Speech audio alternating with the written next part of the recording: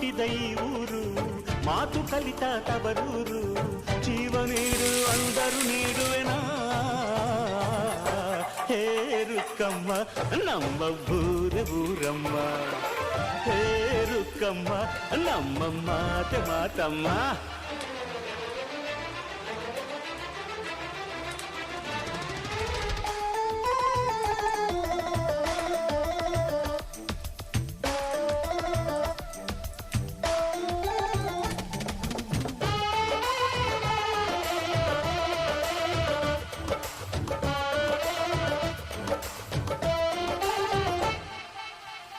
ಇಲ್ಲಿರೋ ಸೌಭಾಗ್ಯ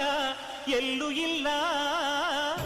ಈಶ್ವರಿ ತಾಯಿ ಇರೋ ಊರೇ ಇದು